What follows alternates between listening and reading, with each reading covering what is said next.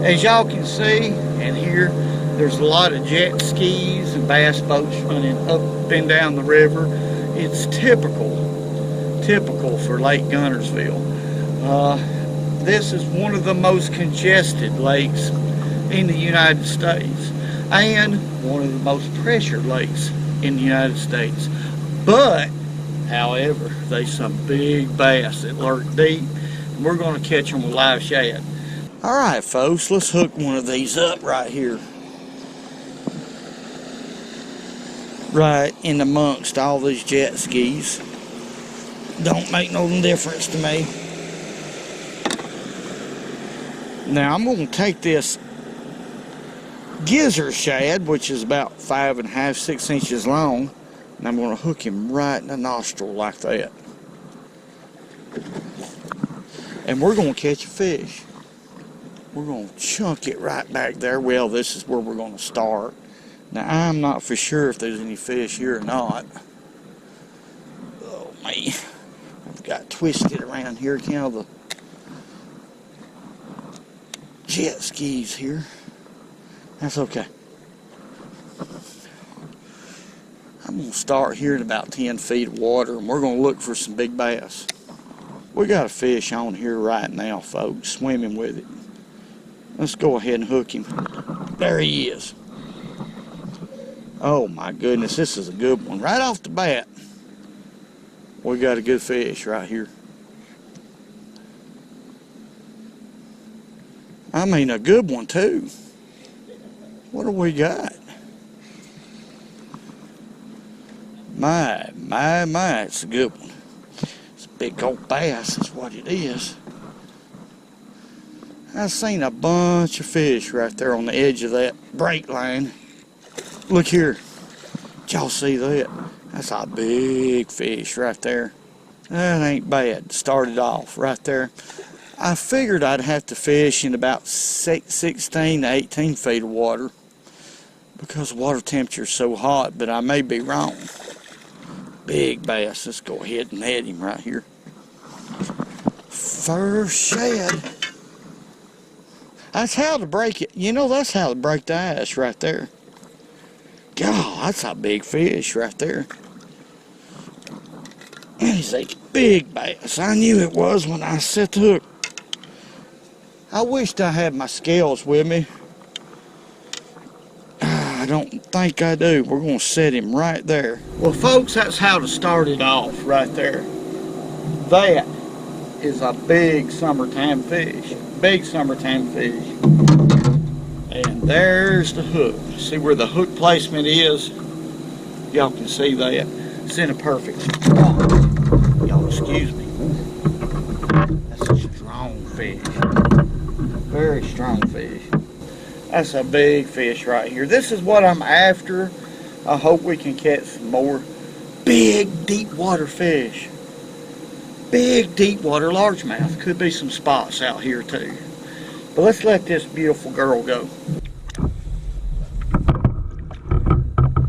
Let's see. I'm going to really revive this fish. She ain't been out of the water very long at all, folks. I'm not going to allow it. I want to get them back. That's a beautiful fish. Oh, good trophy fish. Get on back in there, girl. There she goes. Best part of it. Now, what I have right here is a reel that my oldest son, bought me last year, and I believe that's the second fish I've ever caught on it. It's made by 13 Fishing, and it's got 9 bearings in it. Concept C is the name of it. Low profile, fits in the palm of your hand real easy. Small profile also. Now I got and this is a good rod, by the way. I'm talking about I love it because it's light and it's got a good backbone to it. It's an All-Star rod, and it's I believe it's a 7 foot. Wait just a second. No, it's 6'9". 6'9", medium action rod. This setup is just like most of my setups, folks. Light as a feather. That's the way I love it. I fish a lot, so I've got to have light rods to fish with. If I don't, I get tired. But that is a great combination right there for what we're doing right here. Now what I have right here is 15-pound test frost braid. This is a 1/4 ounce bullet weight, barrel swivel, and believe it or not, this is a 17-pound test red Cajun line, about 2 feet long, and a size 1 Gamma Gatsu octopus hook. That's a snail knot. Both of these knots are Palomars, my favorite knot and one of the strongest. But we're going to get back up here. I'm going to see, we're going to check out and see what the surface temp is, which is hot. And of course, y'all know the depth of water I caught that fish at, but the fact of the matter is it's on a drop. It actually drops off to about 17 to 20 out from there. So it was right on the drop where I caught that fish. Textbook place. Let's get back at it. I can't, y'all excuse me, I am tore up. Whoa. I'm using a very small hook for the size baits that we're throwing today. The reason why is because the surface temperature is at 86 degrees, folks. 86 degrees, that's hot. That's real hot. And I want these baits to be frisky as possible, and a small light hook will get that done. But let's get us a shad right here. These shad are just right for big bass. They're ranging anywhere from 5.5 to 6.5 inches long. That's my preferred size. Now I'm just going to barely hook him because we got a small hook. And the reason I'm using braid is I don't want much stretch because of the small hook. When I set the hook, I want that hook to rip through that bait fish's nose and into that the hard mouth of that bass. But let's get that bait back out in there. Okay. We might be a little shallow right there. I'm not for sure yet, but I'll go on out. I'll let the bait hit the bottom and we'll push out just a little bit. Now, I've got my reel disengaged, and I'm just using, when I get bit, then I'm going to let off or barely hold tension on that spoon while that fish is swimming. That way he don't feel me. But we're going on down now. Here's 12 feet of water. Here's the drop, and it's falling off 13, 14, 15. It goes down here deep, 17, 18 feet of water. And just before I caught that fish, I seen some shad on the screen, or what looked like shad. And that's a good deal. Now folks, all I'm doing is real simple. I'm letting this bait, let me get back in control of him, but I'm letting this bait just swim around. That's it. I'm just letting him swim around. And then once he reaches the bottom, and I don't get a bite after a little while, I mean, I'm moving around a little bit is what I'm saying. Not much, but a little bit. When you're fishing for these bigger fish, it pays to take your time and be patient. It's a lot different than fishing with artificial baits. Let me put it that way. Ooh-wee. See, right here, 10 foot of water right there. Can y'all see the fish right there? Golly. We'll let that shad swim around in that area right there. Now to me they look like shad, but still, that's where these old big bass are always hanging close to these shad. That's what I've been saying that for a long time. Look for the shad. Where the shad are is where the big fish are. I just got bit out here, folks, 12 feet of water.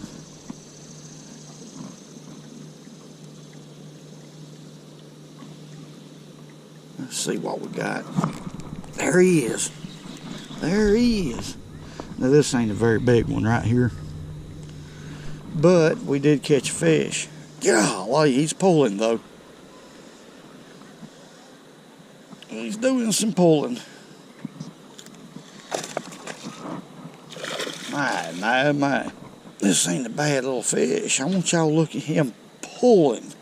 This dude is pulling. Right here, we'll go ahead and net him. He's really a good fish, but I thought I'm using big shad. Now I'm wanting some big ones. Come on in here. He ain't bad though. He's pushing 3 pounds. All right, folks. Yeah, that fish is close to 3 pounds. Pretty close. Let's let him go right here. I'm gonna resuscitate. That's a big old word. Each and every one of them. You know, make sure they survive. This water is hot. It wouldn't even be enjoyable going swimming. I'm gonna close that. Keep that sun from bearing down on them shad. I've got a palm and a half full of salt. Ice cream salt, by the way. I'm getting questions, what kind of salt? Just ice cream salt. So I've put a little bit more salt than what I normally do because the water's so hot. The salt toughens up the slime coat on your bait, whether it's golden shiners, shad, meaning whether it's these gizzard shad like I'm using here today, or threadfin shad. But it'll toughen that slime coat up and actually make them live longer. And that's what you want. Hot as this water is, and normally, now the colder the water, the less salt that I use. The hotter, the more. So that's just a little thing that I do, and it works for me. All fishermen are different. Remember, this channel is about opinions, and it's not about facts. There's a lot of opinions when it comes to fishing. There's one. There's a fish. I'm talking to these young men right here, folks, and they said, come on out here. They got a live scope. They said, fire these fish up for us. So that's what we're going to do. All right, let's see what we got. There he is. Now, this ain't a big one. 2.5, 3 pounds, but still, it's a fish. I hope he don't jump in y'all's boat. I'm going to fire him up, then I'm going to leave. Oh, he ain't 3 pounds, but it's amazing how them little fish like that hit them big shad, though. He ain't bad. They're all good. All right, let's flip him in the boat here. Oh, he ain't but about 16 inches long, but still. That's a good summertime fish. Deep fish. That fish was about 17 feet deep. Let's let him go. Alright, I'm going to back off. That should get him going. We ain't catching them over here. Let's go try somewhere else. Uh-oh. Yeah, we're bit. We got bit right there. Had to move to a different spot. Now, I've caught some big fish right here. This is a 15-foot hole right here.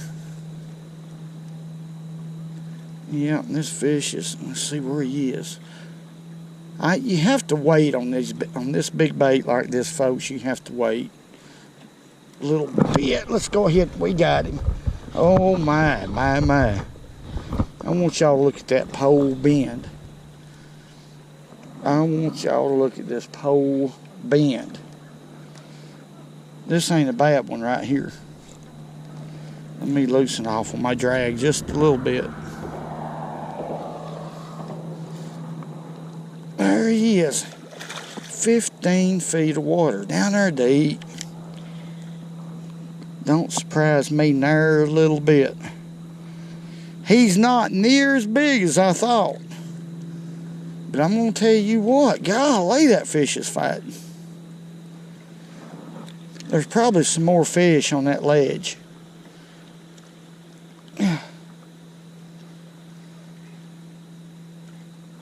He's a good chunky fish, but he ain't near as big as I thought he was.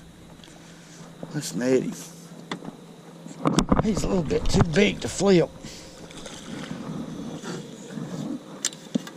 for me. Come on in here, boy. Okay. Oh, he's a good 3-pound fish. Or a little better. What am I talking about? That's a good bass. That is a good one, no matter where you're at. Woo. Good, solid fish, folks. There's nothing wrong with that. 15 feet deep. All these fish is pretty deep. They're going to be. Get on back. Well, now that was quick. That's as quick as I've ever, there he goes, as I've ever caught one and released him. And he still had trouble. It is hot. This water temperature is as hot as it's going to be. It's not going to be long, and it will be fall. Hey, I can scream if I want to. It's going to be fall. All right, then. Let's get us another shad on here. Get back out there. There's a big one right there. My goodness, that's a big one. That's all right. That's what we want. I wouldn't mind catching the biggest fish down there, folks. I'm going to be honest with y'all. I mean, really, I'm not kidding about that. Let's put it back down there again where we caught that fish. Well, we're in 11 feet right now, but it tapers, it falls off to around 15 pretty quick right here. That fish come out of 15 feet. We're getting close to the fall transition. This bait's moving all over the place. I've noticed there's bait deep, there's bait shallow. I've seen some, you know, in 10 feet of water. Not long ago, 10 feet up in 5 foot, and then down to 20. So we're getting into where this is what you call a funk. These fish are scattering out big time right now. And all you can do with live bait is just keep it wet and just try different areas. And, you know, it's possible to hit the mother lode, but really, I don't think I'm going to do anything but catch scattered fish today. That's what it looks like. Oh, there's a fish on right now.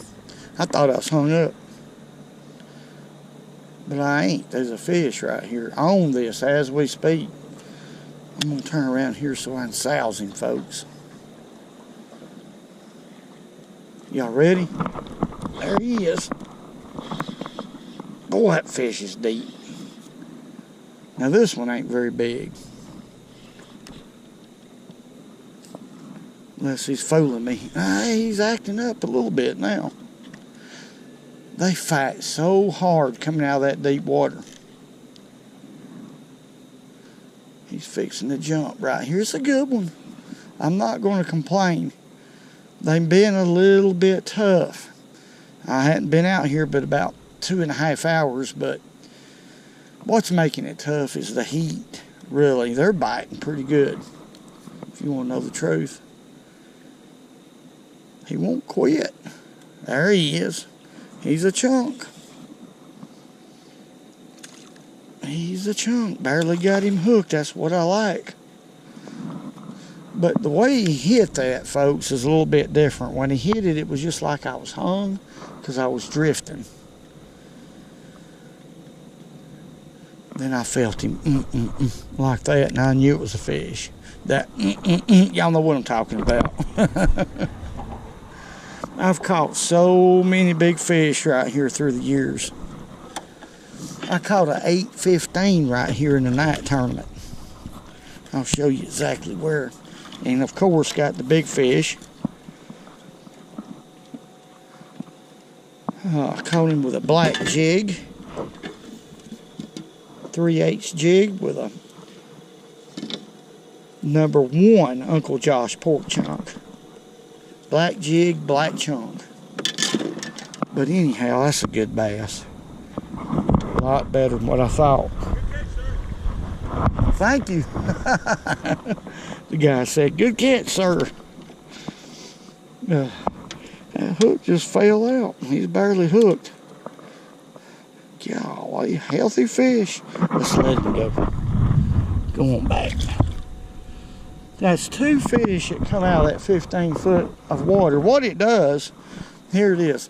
It's 11 foot, about 20 feet from my transom. 11 feet, and then it just falls off into 15. And they're just sitting in that little bit deeper water for whatever reason, but that's where they're at. Well, folks, that's about it right there. I didn't do too bad, but I didn't do real good either. I'm going to tell you, when it comes to live bait fishing, there's many spots that I know on this river. I feel like I should be able to catch 5 fish weighing 30 pounds every time. But it don't always happen. Sometimes the big fish will elude you. But we did catch some good quality fish anyway. That's all that counts. Live bait fishing, well, to me, if you're looking for these better fish out in open water areas like I fish, a lot of times in the summer, a medium action rod, 15-pound test line, seems to be a good thing, or a spinning reel. You know, this is a great deal. Let me get back in here. This is a great rod. This is a 7.5 foot sow belly rod, 3,000 size spinning reel, loaded with 15-pound braid also. This is a great deal to fish with these shad. It's a just right type situation, really. But anyway, and I get a lot of questions about my nets, cast nets. And I realize that a lot of y'all are just now starting to fish. I know that. It takes years to master each and every technique. That's why fishing is so fascinating. You really don't master every technique, but you get a little bit better at it if you try. But this is a 7 foot 3/8 mash cast net, monofilament cast net. This is the one that I would prefer using for shad if they're pretty shallow.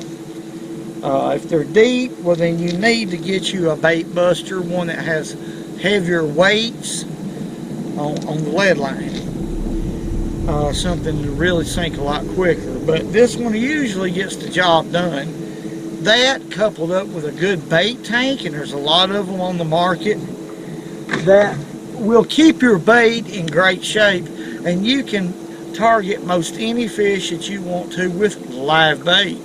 Whether it be smallmouth, largemouth, spotted bass, big strappers. Today, unfortunately, I don't know if we're going to show it or not, I stuck a big flathead catfish, a monster, and he popped me off. That's rare, but that was a big fish. Hit a live shad. You never know what to hit these big baits.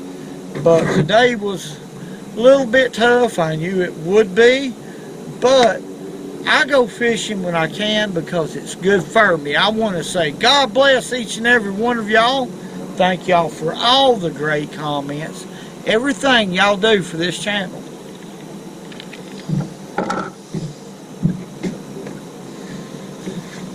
The jet skis, they're the jet skis. Wow, the jet skis. And remember, go fishing when you can because it's good for